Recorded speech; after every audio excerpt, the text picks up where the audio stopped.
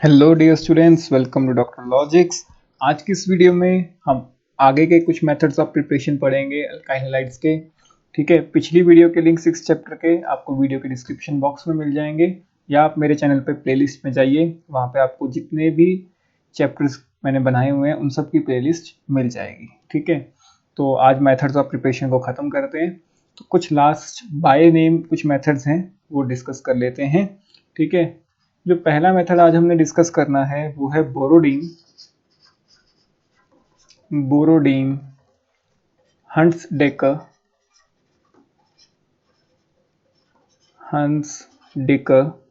Reaction.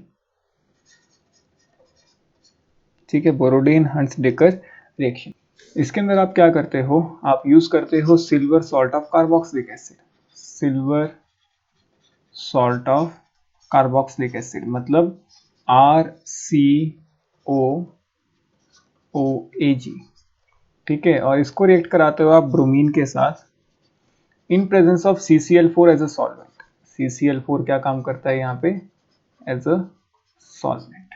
ठीक है, तो जो प्रोडक्ट मिलते हैं वो हमें मिलते हैं RBr plus CO2 plus AgBr। ठीक है, इसका मैकेनिज्म आपके CBSE सिलेबस में है, तो पहले मैकेनिज्म डिस्कस कर लेते हैं। ठीक है, देखो मैंने आपको पहले भी बताया कि जब भी मैकेनिज्म बनाना हो तो प्रोडक्ट्स के हिसाब से मैकेनिज्म प्रोसीड करो। अब मुझे पता है मुझे यहाँ पे CO2 चाहिए, तो मैं पहले CO2 बनाने की कोशिश करता हूँ।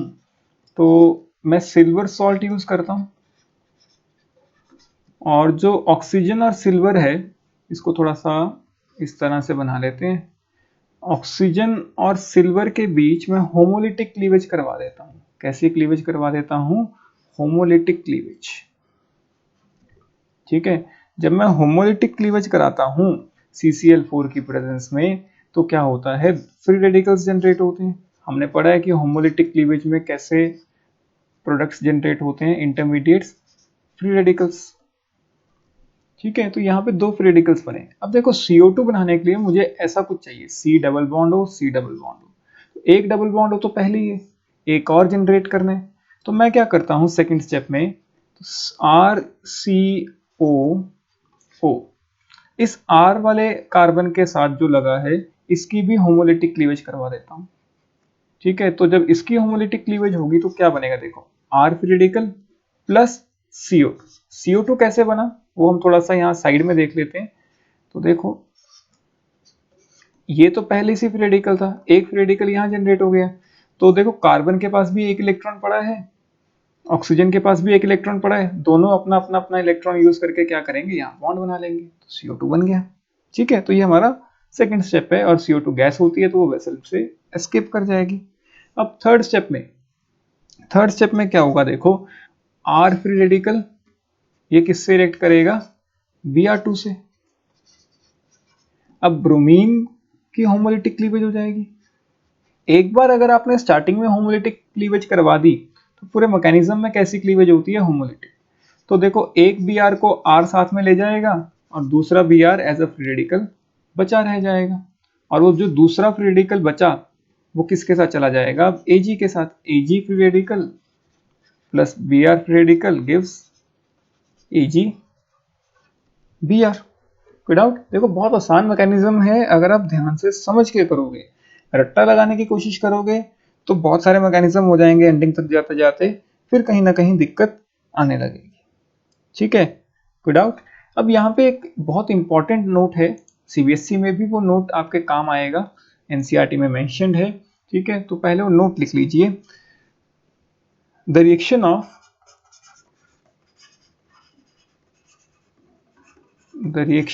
ऑफ सिल्वर सॉल्ट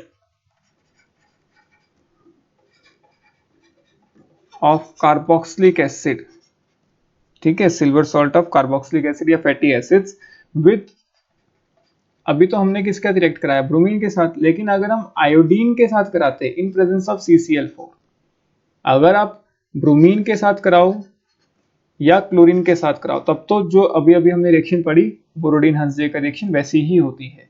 ठीक है, लेकिन अगर आप आयोडीन ले लो तब कुछ चेंज सा आ जाता है, तब क्या होता है, will give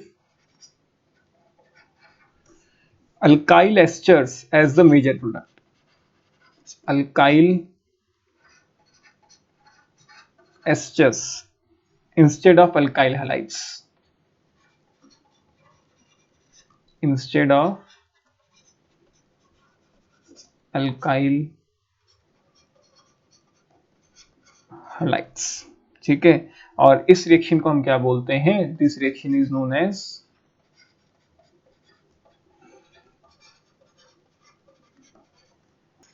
bin Baum Simonini reaction. ठीक है, बिन बॉम सिमोनी रिएक्शन। ठीक है, पाई नहीं है क्या, इसको हम इक्वेशन की फॉर्म में भी लिख लेते हैं। देखो, silver salt of carboxylic acid लेना है,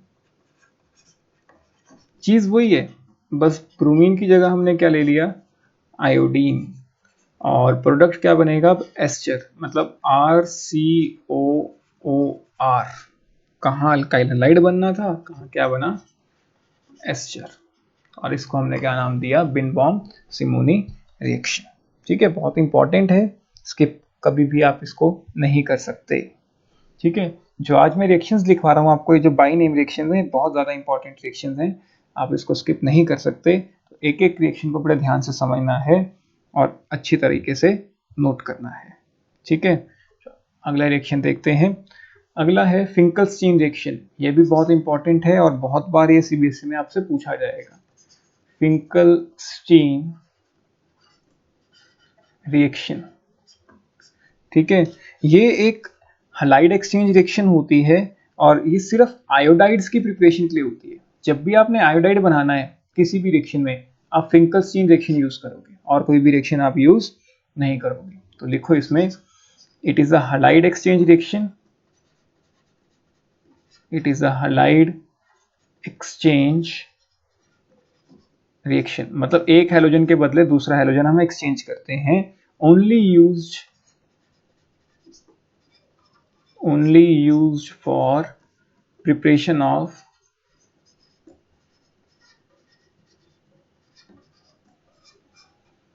only used for preparation of alkyl iodides।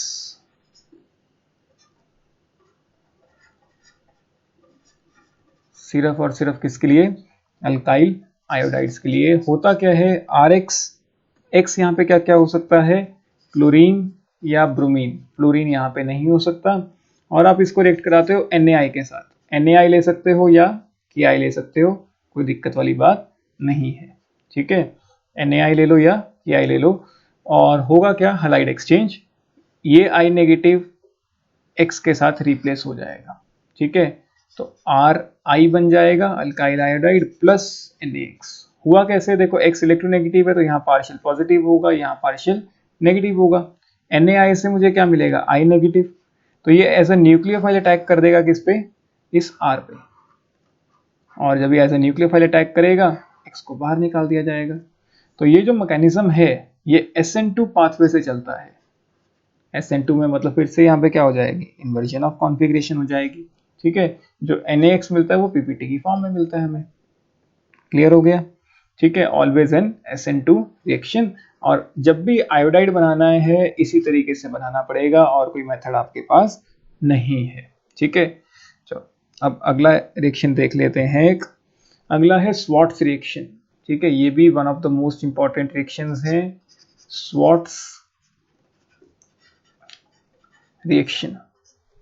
ठीक है, स्वार्ट्स रिएक्शन हम कब यूज करते हैं, जब हमें फ्लोराइड्स बनाने हो। फ्लोराइड के लिए और आयोडाइड के लिए स्पेशल रिएक्शंस हैं। आयोडाइड के लिए कौन सी है, फिंकलस्टीन, और स्वार्ट्स रिएक्शन किसके लिए है, फ्लोराइड के लिए। ये भी एक हलाइड एक्सचेंज मेथड है, तो it is also a halide exchange reaction.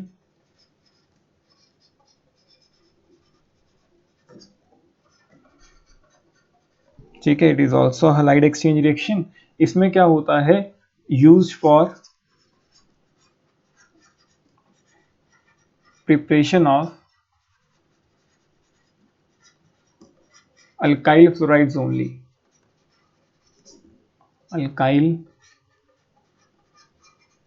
Fluorides only.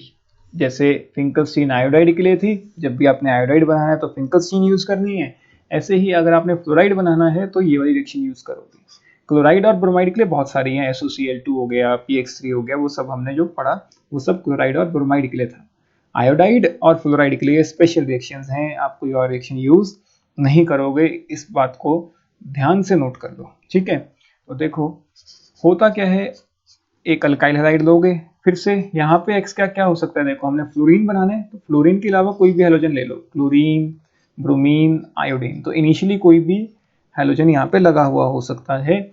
इसको आप रिएक्ट कराओ या तो AgF के साथ, किसी एक से रिएक्ट कराना है, या तो AgF या और HgF2, दोनों नहीं लेने हैं, किसी एक से, ठीक है। या तो AgF ले लो या क्या ले सकते हो HgF2, फिर से हैलाइड एक्सचेंज हो जाएगा तो मिल जाएगा RF। अगर आपने AgF लिया था तो AgX मिलेगा, और अगर आपने HgF2 लिया था तो बाय प्रोडक्ट क्या मिलेगा, HgX2। क्लियर हो गया, ठीक है। और इस रिएक्शन में हमें AgF या HgF2 के साथ DMSO लेना पड़ता है एज अ सॉल्वेंट। DMSO क्या है, सॉल्वेंट, डाइमिथाइल सल्फॉक्साइड, ठीक है। इसका फॉर्मूला क्या होता है, MESOMe, डाइमिथाइल सल्फॉक्साइड। कोई डाउट, क्लियर हो गया ये चीज, चलिए अच्छा है। अब देखो मान लो क्वेश्चन आ गया आपके पास कि आपके पास इथेनॉल है, इसको कन्वर्ट करना है आपको इथाइल फ्लोराइड में, इथाइल फ्लोराइड में कैसे करोगे। देखो फ्लोराइड में कन्वर्ट करना है तो मुझे स्वार्ट्ज रिएक्शन तो लगानी पड़ेगी, इतना तो पक्का हो गया। तो पहले मुझे एक अल्काइल हैलाइड जनरेट करना पड़ेगा, तो पहले मुझे क्या करना पड़ेगा, एक अल्काइल हैलाइड जनरेट करना पड़ेगा, क्योंकि स्वार्ट्ज रिएक्शन तो एक हैलाइड एक्सचेंज रिएक्शन है। तो मैं क्या करता हूँ, इसको पहले SOCl2 से रिएक्ट करा लेता हूँ, बेस्ट रिएक्शन है मेरी, ठीक है। तो OH की जगह क्या आ जाएगा, Cl आ गया, तो ये एक अल्काइल हैलाइड जनरेट हो गया। अब मैं स्वार्ट्ज रिएक्शन यूज कर देता हूँ, यहाँ पे क्या लेता हूँ मैं, AgF in presence of DMSO, ठीक है। तो जो मेरा हैलाइड एक्सचेंज है वो हो जाएगा, Cl की जगह क्या आ जाएगा F, और बाय प्रोडक्ट क्या मिलेगा, AgCl, ठीक है। तो मतलब क्या है कहने का कि अगर आपने फ्लोराइड बनाना है तो आपको स्वार्ट्ज रिएक्शन लगानी ही पड़ेगी, और कोई मेथड आपके पास नहीं है। और स्वार्ट्ज रिएक्शन जब भी लगानी है या फिंकलस्टीन आपको जब भी लगानी है तो आपको पहले एक अल्काइल हैलाइड जनरेट करना होगा। अल्काइल हैलाइड जनरेट करने के हमने मेथड्स पढ़ लिए हैं, एल्केन से और एल्कीन से, साथ में एल्कोहल से भी पिछले लेक्चर में हमने डिस्कस किए थे।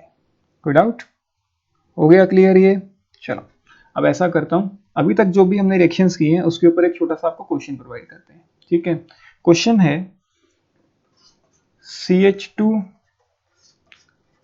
डबल बॉन्ड CH2, बहुत बेसिक सा क्वेश्चन आपको दे रहा हूं, ठीक है, बहुत आसान सा, कोई ज्यादा मुश्किल क्वेश्चन हम नहीं कर रहे हैं।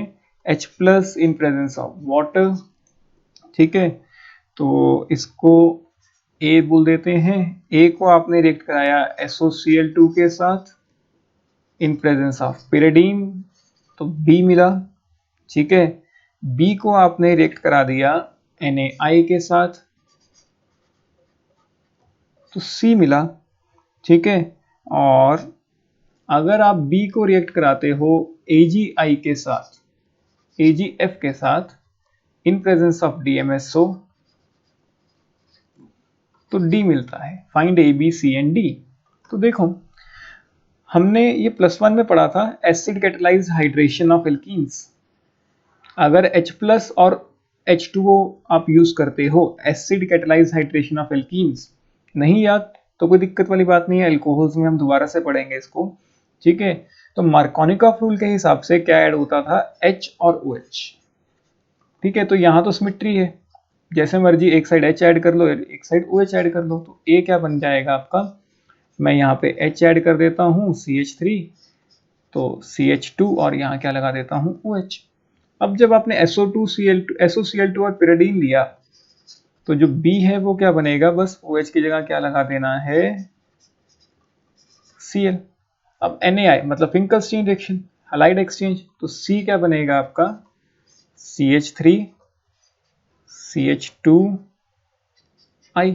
और अगर मैं B को AgF के साथ रिएक्ट कराता, मतलब शॉर्ट रिएक्शन, तो क्या बनता CH3 CH2F। क्लियर हो गया? कोई डाउट किसी को? ठीक है, चलो इसको प्रैक्टिस करो। आज के लिए इतना ही, बाकी का काम नेक्स्ट वीडियो में डिस्कस करते हैं। ठीक है।